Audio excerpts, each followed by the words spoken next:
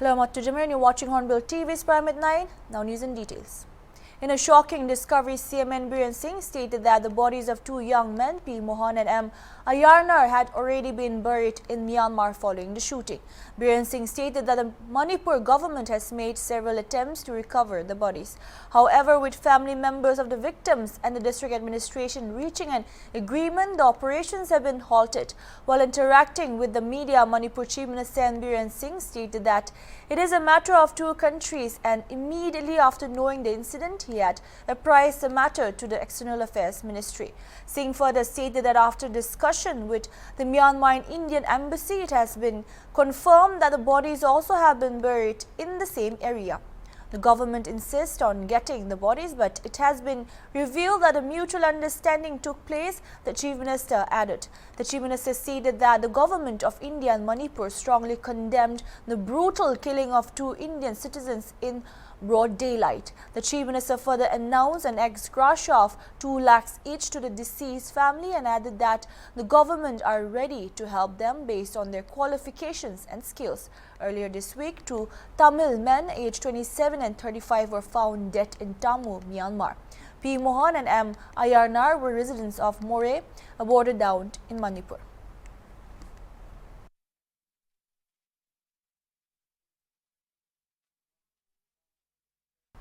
The Kohima District Task Force, headed by Deputy Commissioner Shanawasi, has decided to penalize the business establishments who were found selling or using the banned identified single-use plastic items with Rs 1,000 for the first offence, Rs 5,000 for the second offence and Rs 10,000 with a cancellation of licence for the third offence.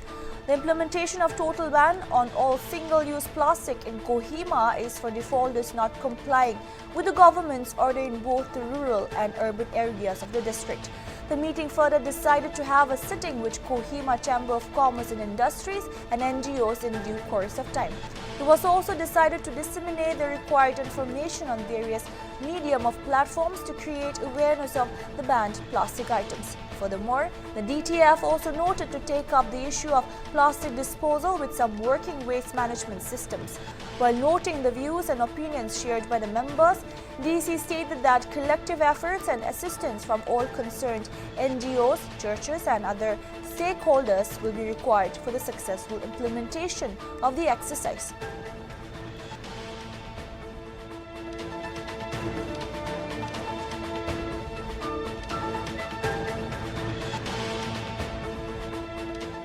I had a DC conference last year in which we discussed this.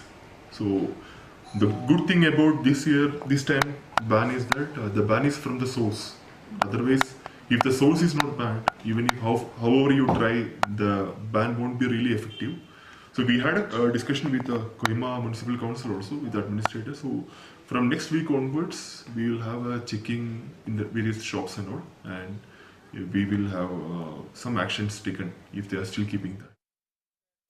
The Nagaland Board of School Education has informed all heads of registered schools that the board will be conducting the Class 7 government schools only and Class 9 examinations 2022 in a phase-wise manner. Phase 1 examination will be conducted in September and Phase 2 examination in December.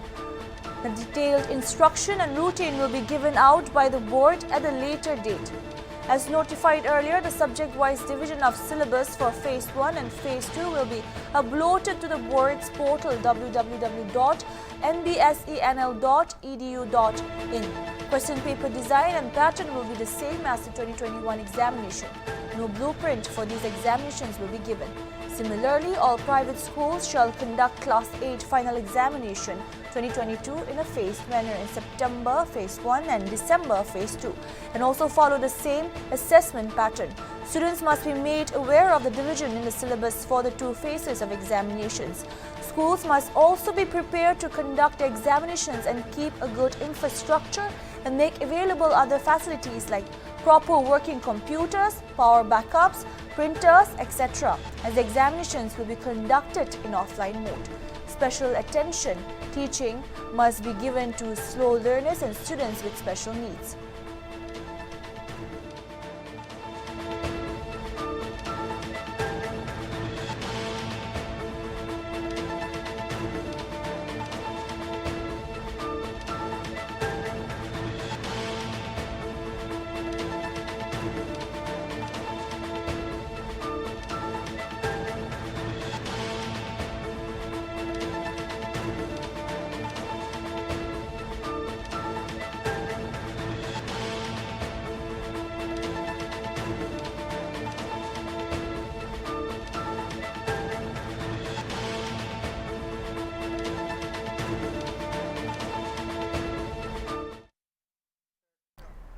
Manipur Chief Minister N. Biren Singh today dispersed ex-gratia to the next of kin of the victims of the landslide that occurred on July 8 between Sai Hum village and Santing village, Henglep subdivision, Churachandpur district at the Chief Minister's Secretariat today. Checks amounting to Rs 5 lakh each were handed over to families of two deceased persons, namely Pot Sai and Lanudzir of Sipoikon Parpung subdivision, Perswal district. Financial assistance of Rs 50,000 and Rs 10,000 were also handed over to the next of kin of 5 persons who were seriously injured and another 5 persons who suffered minor injuries. Speaking during the occasion, N. Biren Singh said that the ex-gratia amounting Rs 5 lakh had been given by adding Rs 1 lakh from the Chief Minister's Relief Fund to the Rs 4 lakh rupees. He added that injured persons could also avail the benefits of Chief Minister's Gi Hak Selekhe Tengpang if the financial assistance provided today cannot cover the cost for treatment.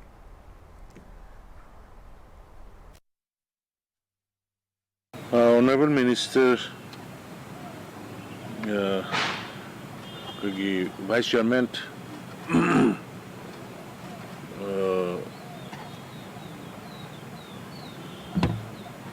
disaster management in charge of water resource, Shirangwangbo, Additional Chief Secretary, Ms. Khan,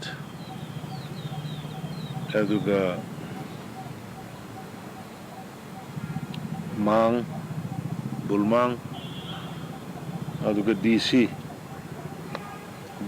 Perjol,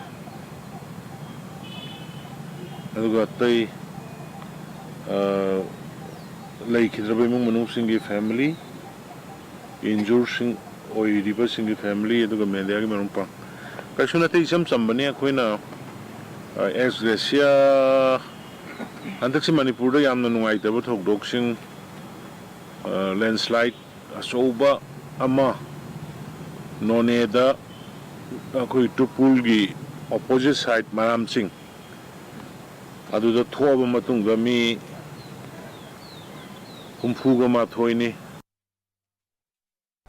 The Nagaland Board of School Education organized a seminar today on the topic of creating curricular connection in the classroom vis-a-vis the multidisciplinary approach NEP 2020 at the Capital Convention Center in Kohima.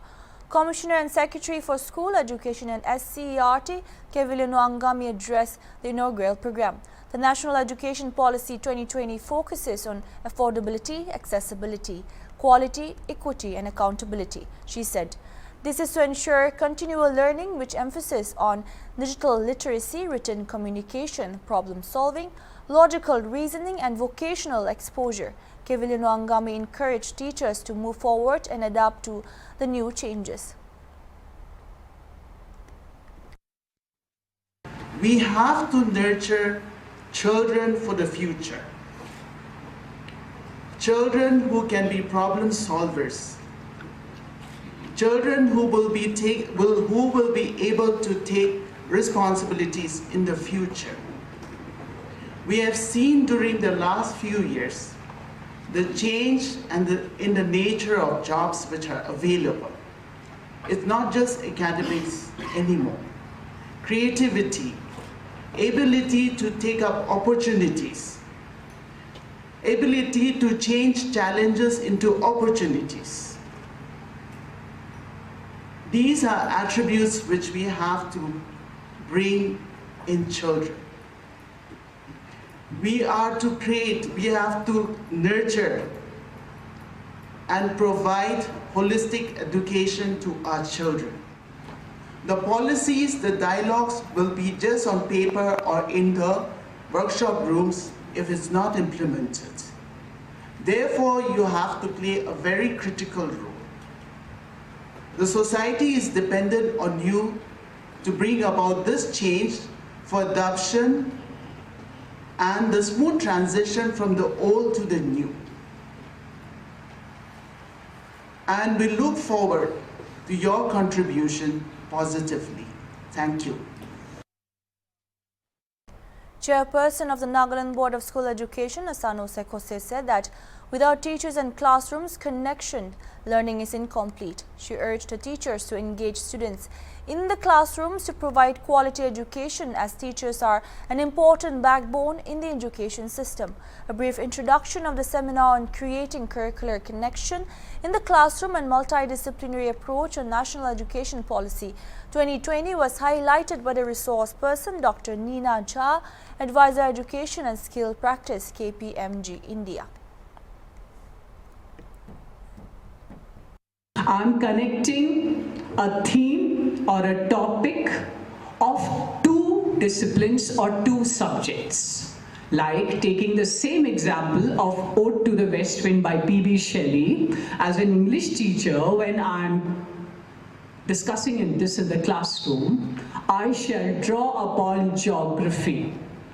I shall draw upon science, which has water cycle, and in Ode to the West Wind, the poet has very beautifully moved from one stanza to the other on the impact of the west wind on water, on air, on land. That's what the whole water cycle is all about: condensation, evaporation. So this is what the focus of the workshop is going to be. I do hope you participate and enjoy as much as I am planning to. Nangtan Students' Union initiated a village science museum and lab in Nangtan Village, Dizit, Mon District. The project was coordinated by Zenwang Konyak, who is a PhD scholar at Kohima Science College, Jotsoma. The museum specimens and scientific equipment such as microscope, test tubes, flowcharts, science models, etc. were donated by the Department of Botany and Zoology. This project was initiated to bring interest among school students of the village and Dizit in general to pursue science and contribute to the society. To get to know more about this initiative, HornbillTV spoke to Zenwang Konyak. Let's have a listen. Since my childhood, we are lagging behind in science, no? Yes. So I have a huge interest in science since from childhood. So it's all like that. So, but us too, we did not get chance to see microscopes or all those science stuffs. Oh yeah. So I grew up like that. So luckily for me, though, I get chance, but yeah, I could study in at least reputed college in state, Kohima Science College. So. And as I joined there, I saw most of the stuffs, equipments, key science stuffs, use nakure, piao ina, just lying down corner here and there. So it dikhina to mon bikhai jai na So in some other parts of the state, other part of the district, ko life ko na dikhai, lying down here and there. So I just thought yetu to luina banao and then we'll repair it. Banao thakile repair grow aro. If there's any extra specimens, use Nakura department in Luina, I'll just go back to my place and then set up a similar museum or lab. That's what I thought. So that's how we started. Actually, we planned this last year. This could be possible because of the Students' Union, Nangtan Students' Union. Acha. So Nangtan Students' Union, with the help, the purpose is since it's my village here, and then they also we are lucky to have lots of science students here in my village. But the problem is dusra pustigan in Mon District we are the biggest. Dizit Man we are the biggest, and then we have a large number of villages. I think 29-30 villages is it. But then there are around 7-8 private school. We don't. We have only one higher secondary where there is no science. So what I feel is science education is very important. That's what I feel. And then high school students are the best people to target, na. So tange high school time there is science we have a huge fear of science here in our place. Okay. So I'll be back to Kohima, but this project will be taken up by Nangtan Students Union. They'll be there, and we have some microscopes. So the Students Union, whoever comes there, they can come and learn all whatever is there. They have the department, the science college departments. They have divided. They have donated some permanent slides also, so they can come. And I'm training the Students Union to explain or whatever the stuff that they have given.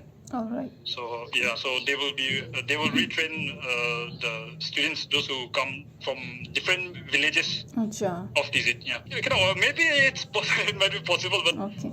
since like extra help can be monetarily, financially help Okay. so Acha, it's just like reusing the old stuff in IGO. Okay. Okay. So yeah, scientific equipments can donation we can expand. Like the students union, the interested students union can set up their own, and it's not very hard to set up also. So and we are using those recycled bottles recycled bottles can jama and then formalin prepare and then species can frogs, fish can keep identify with the help of some research scholars. Okay. Okay. Identify label scientific name can genus, family can label so it's actually very easy. They can set up their own museum in your respective places. But particularly it is set up TZ area in general. So like students from TZ area are very welcome to visit our small lab and museum. And we are also planning to set up a mini library. Acha. So as said, like we are lucky to have some science students from our village, so they donated some books. So money to books can jama now we set up three things in one. Okay. So science museum, science lab, and mini library. We approached to the district agriculture officer and subdivisional agriculture officer. Acha. Request so they allowed us for 4 months. So after 4 months, we had to find new place. So a lot but somehow we students union and village council will have talk on that, and then we'll come up with a permanent place. Okay. Okay. But at the moment, we are lucky to at least get that room. It's a very good with the initiative from help from the department also. Dibrugarh District Administration in Assam on Tuesday morning carried an eviction drive and demolished the residence of Baidullah Khan at Gora Mara in Assam's Dibrugarh district. Baidullah Khan is the main accused and animal activist Vinit Bagaria's suicide case. As per the notice dated July 8, the district administration claimed that the house of Baidullah Khan had been illegally constructed and violated all norms. The demolition was carried out on July 12 following Assam Special DGP GP Singh's visit to Bagaria's residence in Dibrugarh the evening before. Vinit Bagaria committed suicide by hanging himself on July 7 at his residence at Shani Mandir Road in Dibrugarh. Before his death, Bagaria had recorded a video where he accused Baidullah Khan, Sanjay Sharma, Nishant Sharma and Izaz Khan of physically and mentally harassing him and his family.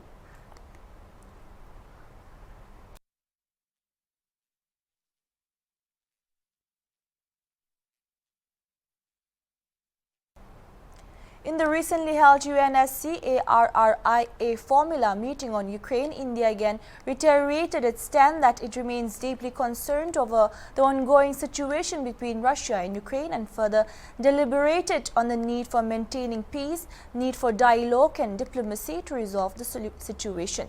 Representing India at the meet, Pratik Mathur, consular at India's permanent mission to United Nations, said that India has from the beginning of the conflict consistently calling for the immediate cessation of all hostilities. He further said that India reiterates that global order is anchored on international law, UN Charter and respect for territorial integrity and sovereignty of states. Remains deeply concerned over the situation in Ukraine. The conflict has resulted in loss of lives and countless miseries for its peoples, particularly for women, children, and the elderly, with millions becoming homeless and forced to take shelter in neighboring countries.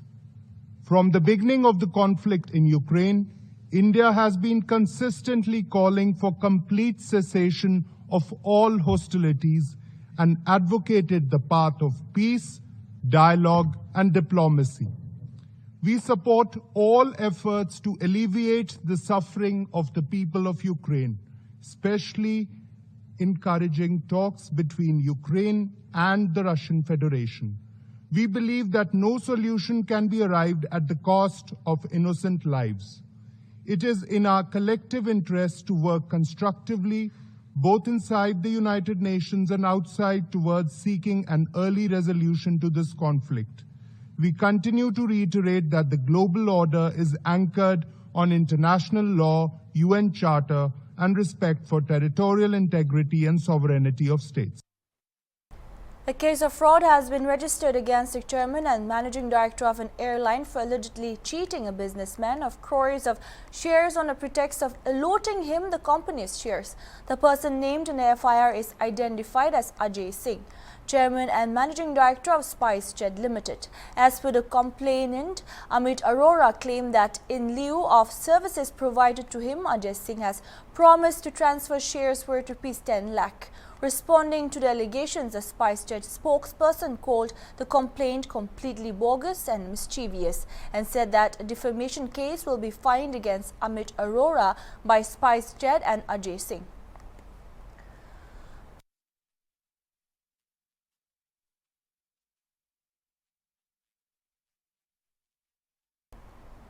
Amarnath Yatra resumed on Baltal access route on July 12 after a 4-day hold. The Yatra had been temporarily suspended after a cloudburst triggered a flash flood in the region. Pilgrims were seen treading towards the shrine with full fervor and vivacity.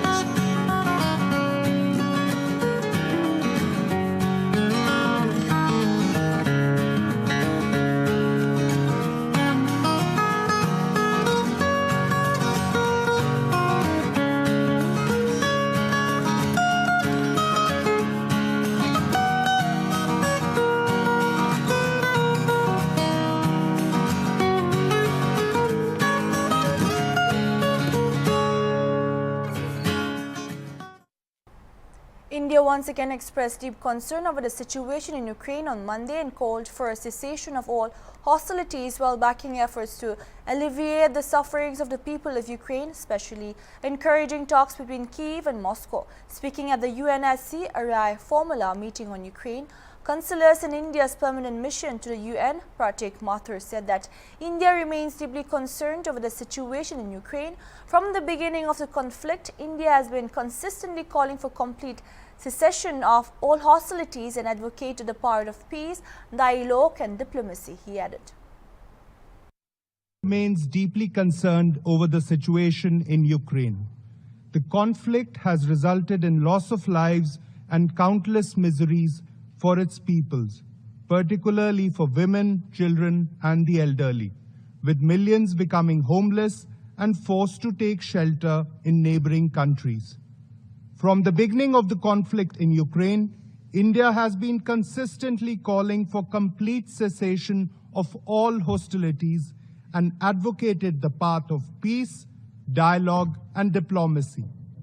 We support all efforts to alleviate the suffering of the people of Ukraine, especially encouraging talks between Ukraine and the Russian Federation. We believe that no solution can be arrived at the cost of innocent lives. It is in our collective interest to work constructively, both inside the United Nations and outside, towards seeking an early resolution to this conflict. We continue to reiterate that the global order is anchored on international law, UN Charter, and respect for territorial integrity and sovereignty of states. That's all we have for now. Keep watching Hornbill TV.